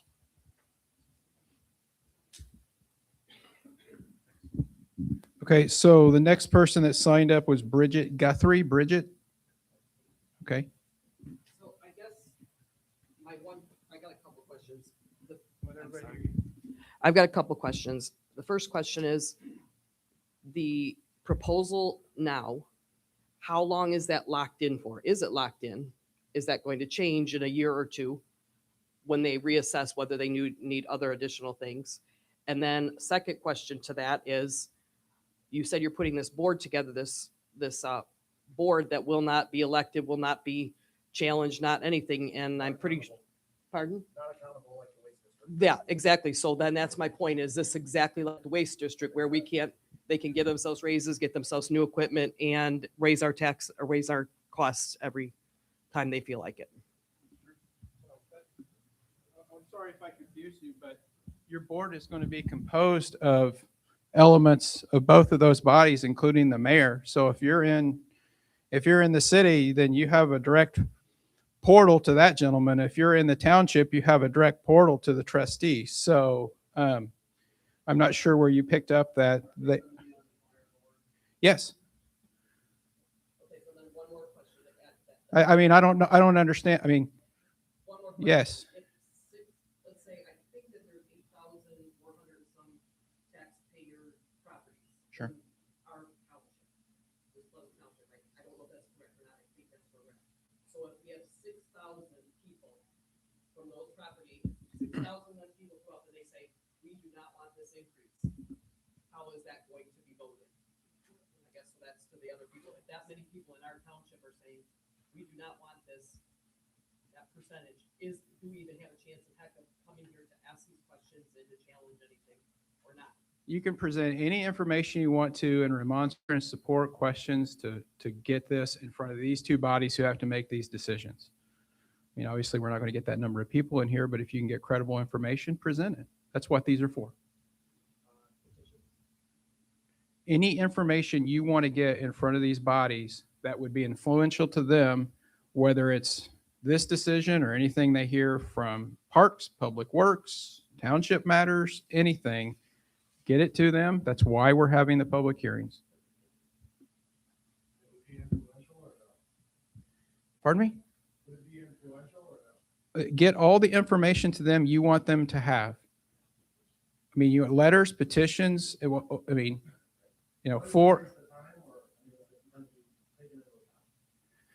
if they send you petitions, letters, or the room full of people come and testify, will you listen to that and consider it in your decisions? If I keep my job, I have to be reelected.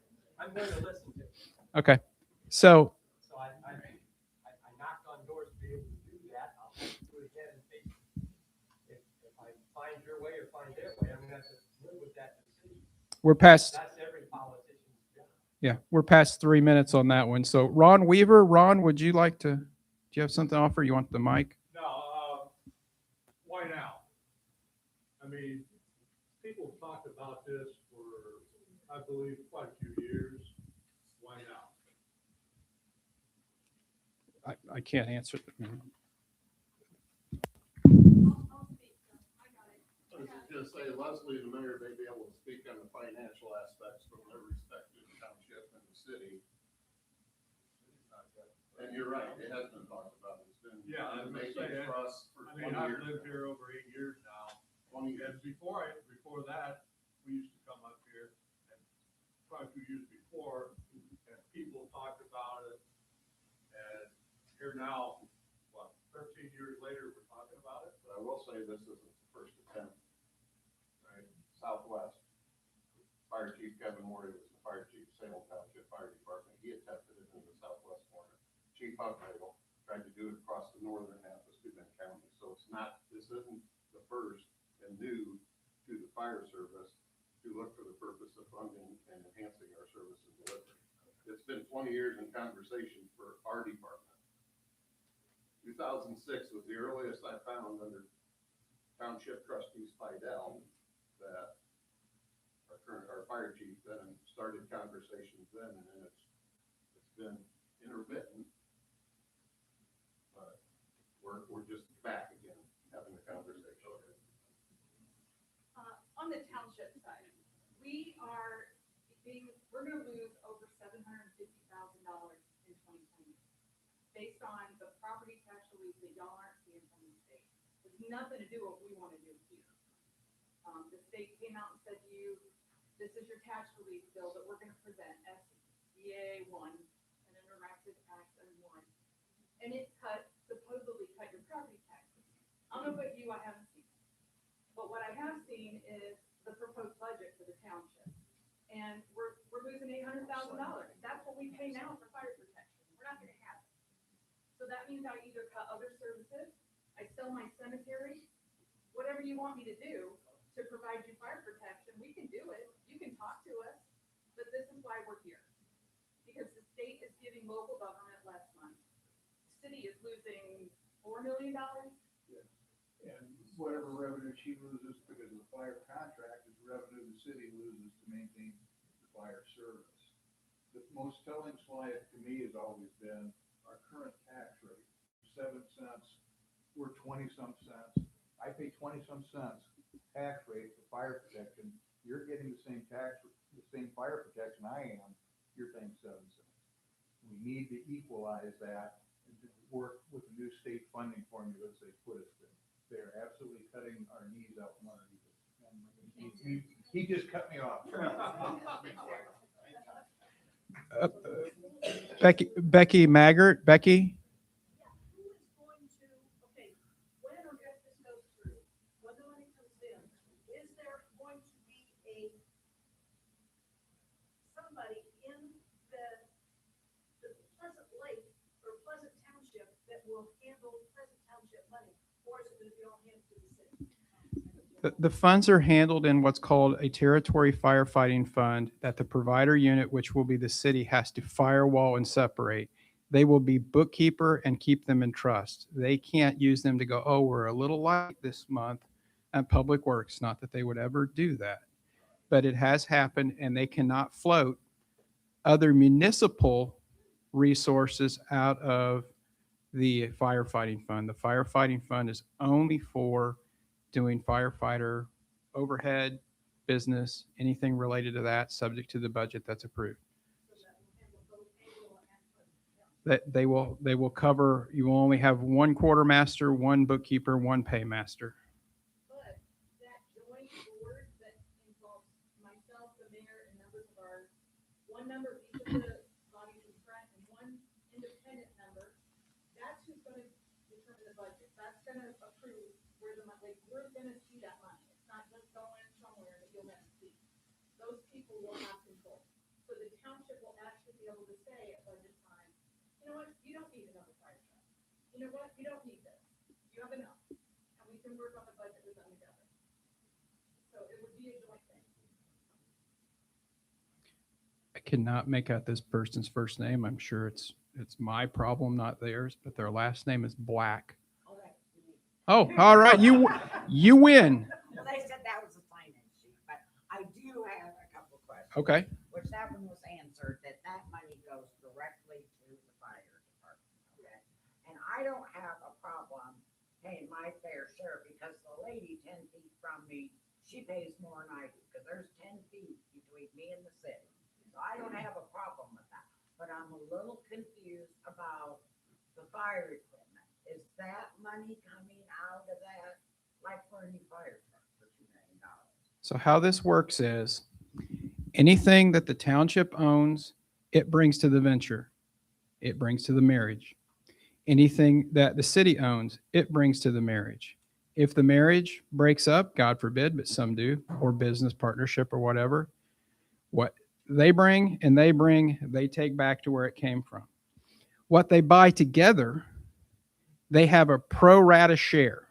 So whatever their percentage of net assessed value is, if somebody decides they don't want to be a partner anymore, and you can't have a partnership with one person, I know people have tried.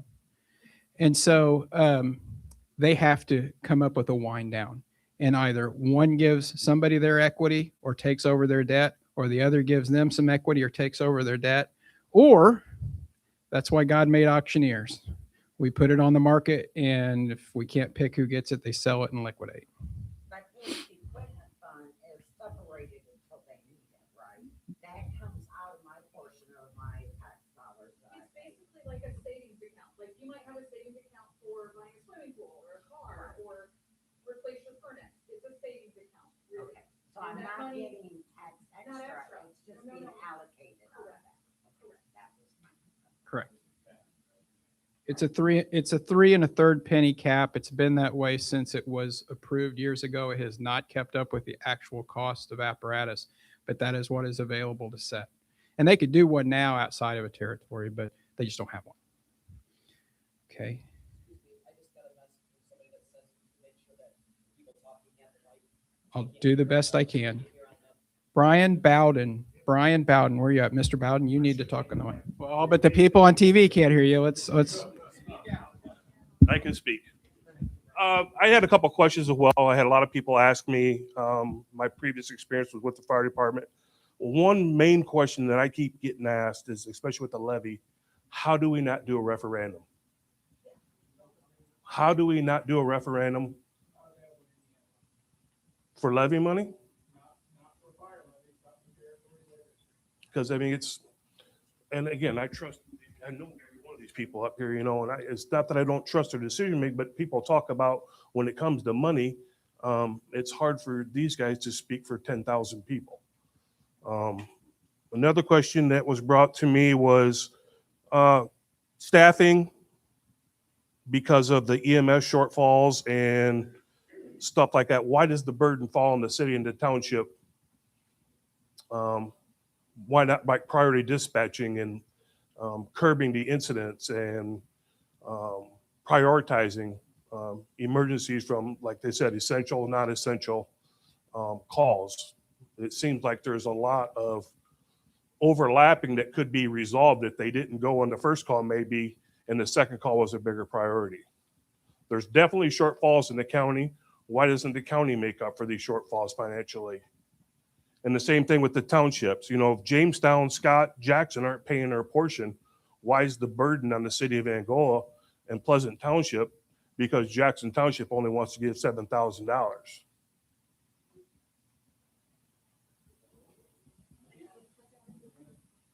Would you like the mic?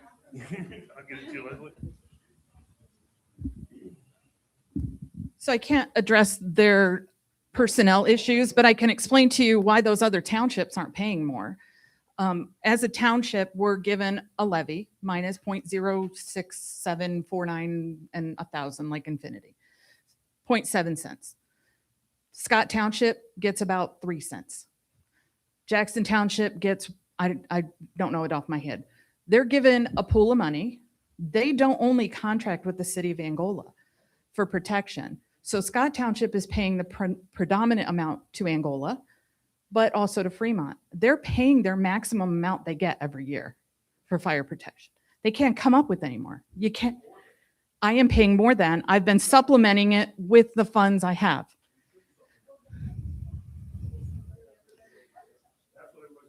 We're working with the system the state gave us. We can't change state law. So part of I wish we weren't, but I can't do anything about it. I'm not gonna tell them no when they call for fire protection. Okay. So Brian, part of what we looked at as a solution in the township was yearly you can do an appeal to, I'm gonna finish my sentence.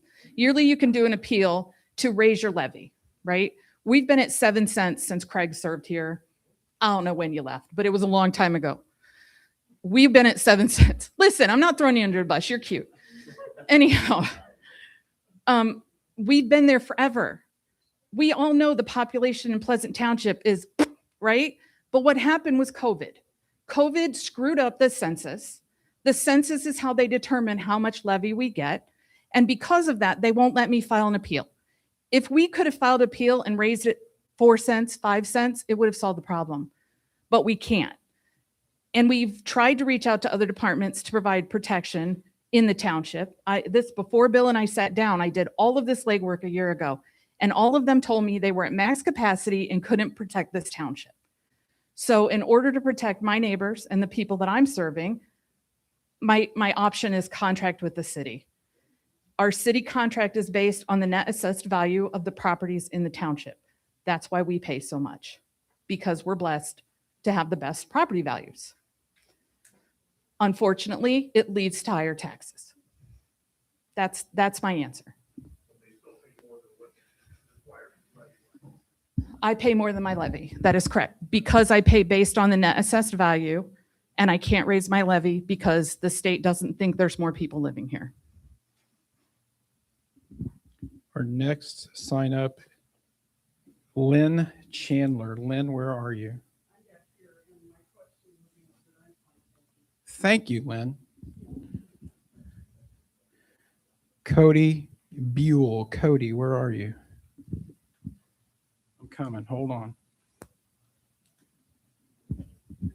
Now, my question has been answered, but I will say I am part of the community as far as emergency response. I've been a state trooper for over 20 years.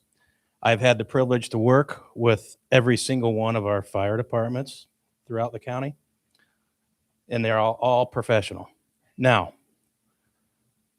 mine is more of a statement that we all know the value of our home and our property, and that's what they're protecting, or their property. They also protect life. So whether you're for or against it, just chew on the thought of a quicker response time could make a difference in your life or one of your family or friends. So mine's just more something to think about. Thank you.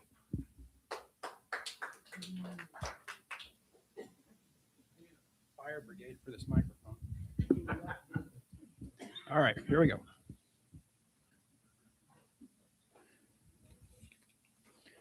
Mr. Schaub, I appreciated you said no exclamation point on speaking. So I like the emphatic, no, I'm not talking. Okay. This is the big page. Chris Cortenber. Am I saying that right? Or am I butchering it? That you, Cortenber? Okay. Well, I just did it a little phonetically. Let's pass this down to.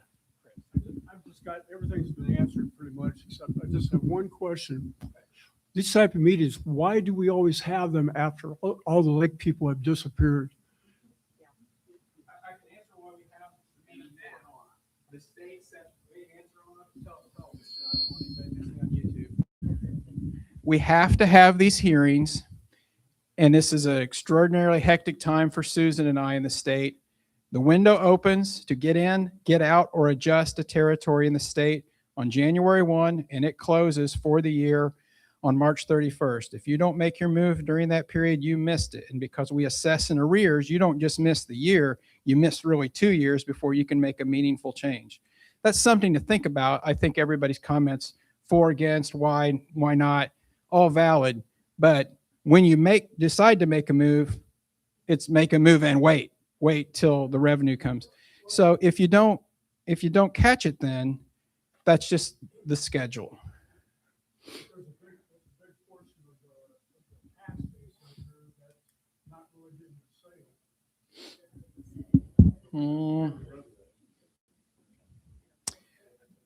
sale. Are you covered? I don't want to. Did your question? Thomas Blackburn, Mr. Blackburn. You pass. He's a pass. All right. Mr. Blackburn is passed. Mr. McBride, Mike McBride. How do you? Mike McBride. I'll take that as a pass. Mr. McBride left. Oh, this one's different. I'm going to say this wrong. Mr. Sarlach, you were a maybe. Have you gotten a little more certain in the last 20 minutes? Okay. The problem here that maybe there's a disconnect, and first of all, thank you for doing this. I'm not sure if it has any bearing on decisions, but the disconnect of what we're seeing versus what you're seeing are we see problems with the way the monetary systems in your budgets are running. Now, I'm not trying to be rude when I say that, but the guy running the green did a great job of pointing out the facts that we're overpaying. And if you look at the 1,756 calls that you guys get, 324 of those are for us, Pleasant Township, and I don't know, roughly 30 to 45 of those are fire calls.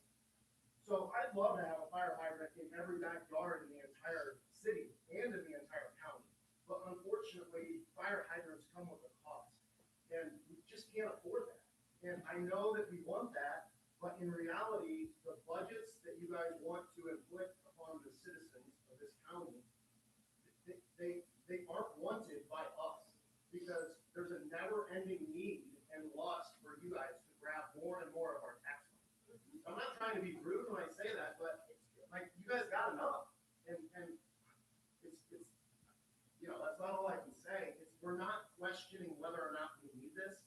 We know that there are probably needs. We know it's going to help people. We're simply questioning why you can't work within the tax money that you already have.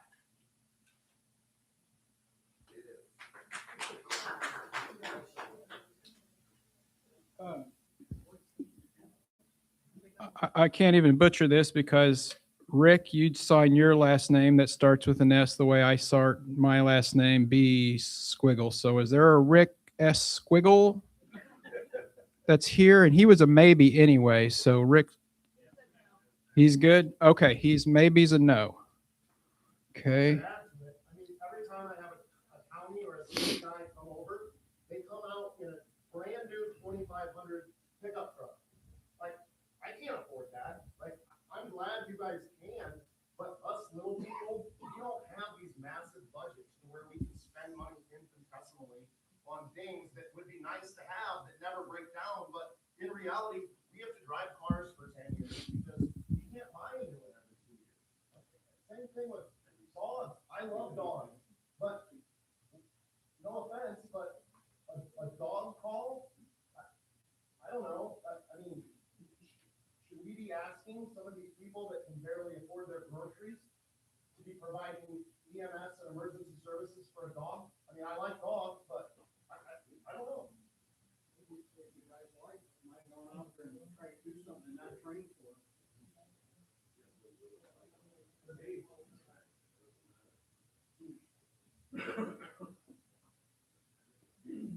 I'm just making sure we're done. We jumped in twice, so. John Rodino. Hey, John, hold on.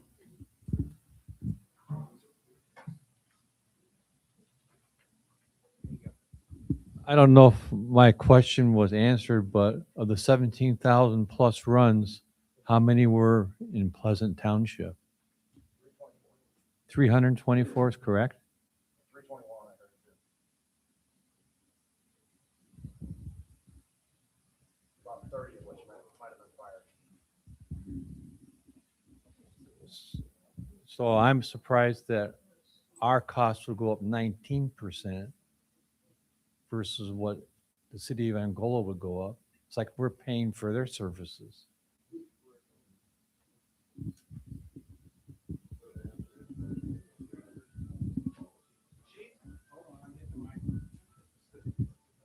The staff checked and it's 321 calls. All right. Do you want to address the ratio? I mean, what? Sorry.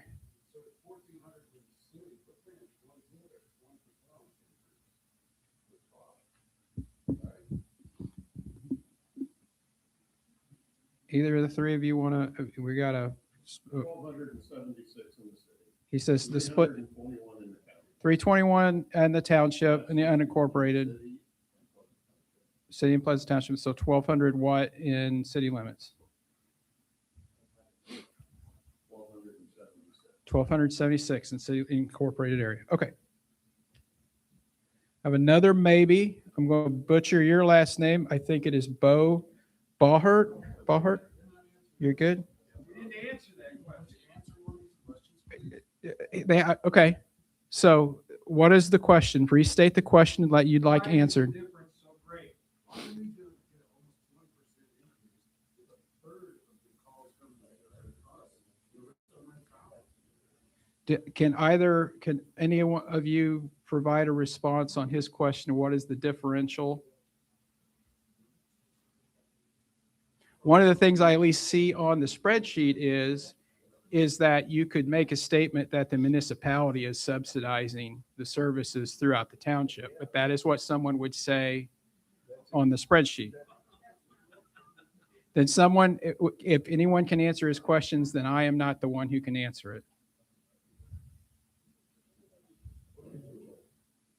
Yes, the city. The mayor's gonna. The city has been subsidizing fire protection in the county or in the rural parts of the county for many, many years. And that, I'll go back to the screen that had the tax rate on it. City taxpayers are currently paying 20 some cents per hundred for fire protection. Pleasant Township is paying 7. The difference is that city of Angola has been subsidizing fire protection for the residential area. We don't charge per run. We don't do it that way. We don't look at it that way. A fire department is like insurance. You have to have them there in case you need them. And when you need them, you're not really going to give them by what it costs to have them there. And that's why we've never broken it down per call. And I got to admit, there are more people in the city that does generate more calls. There's a lot of people that are closer together.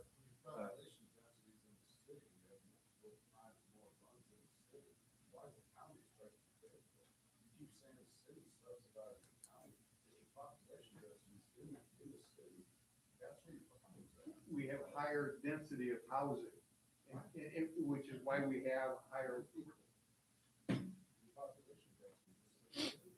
Just curious, what is the numbers dollar wise that the township pays for taxes on their 7% or whatever you said, and then compared to the larger amounts in Angola? I don't have those numbers.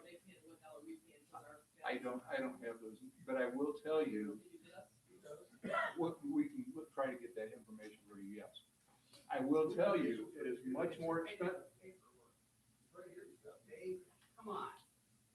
We pay $1 million, you pay 1.8 million. Yeah. We have 321 runs, you have 1,276 runs. You're saying you can't look at it as a per run thing, but it is. You can't look at it any different. You really can't. Yes, you can. Well, you can, but you're and I wrong. do. We don't break it down per run. You have to. You want to break it down? You want me to wait to the end of the year and find out how many runs we did and send you a bill? It's a lot more expensive to fight a fire in rural Part of the 59 county. fire calls last year. How many of them were in the Bill? How many fires were in Pleasant Township? For 59 total. 19 is fire category. He says there were 19 in the fire category. I know of those, how much were house fires or just grass fires?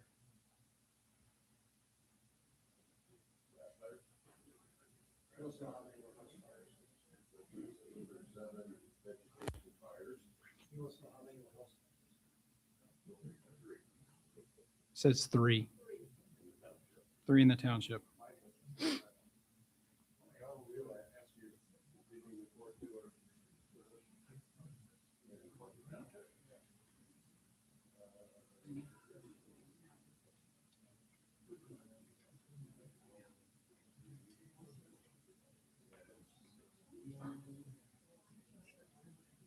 Call to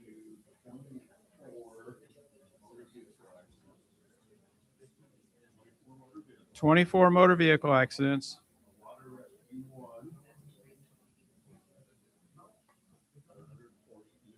140 EMS calls. Okay. So let's get back on track. We were speaking or looking for Bo. Oh, wait. What? Oh, you, hold on. Are you Joyce? Okay, so your little tick mark was you're a maybe too. Okay, I'm sorry, Joyce. I'm coming your way. Hold on. They want to talk, hear your voice on the TV. Not on the TV. Hello. My concern is that not kind of along with the last thing that was said, that these projections are not so much of today's concern, but all the development that is going to be carried on in the future. You know, it was mentioned in Monday night's meeting that there were so many permits pulled and so much development. So again, I think that, you know, people are looking towards paying for the future, but with our current tax dollars.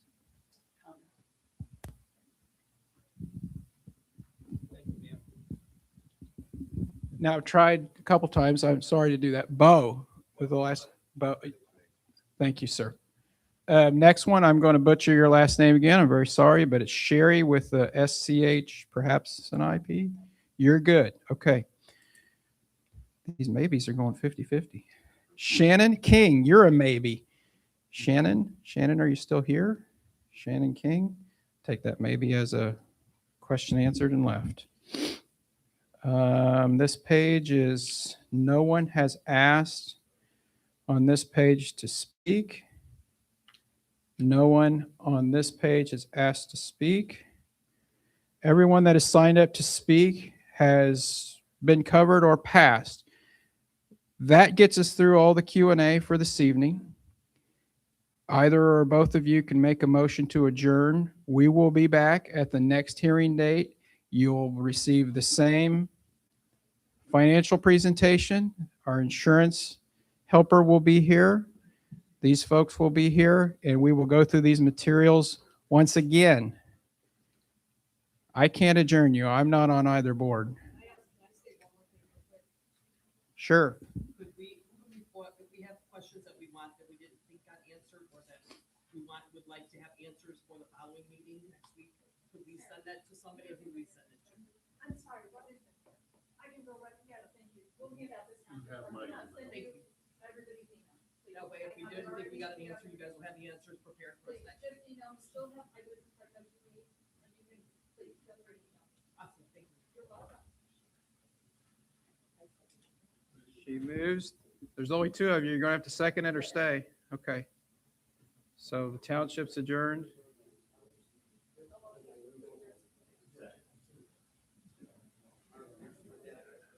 Motion and second. All opposed? All in favor? None opposed? We stand adjourned on both bodies.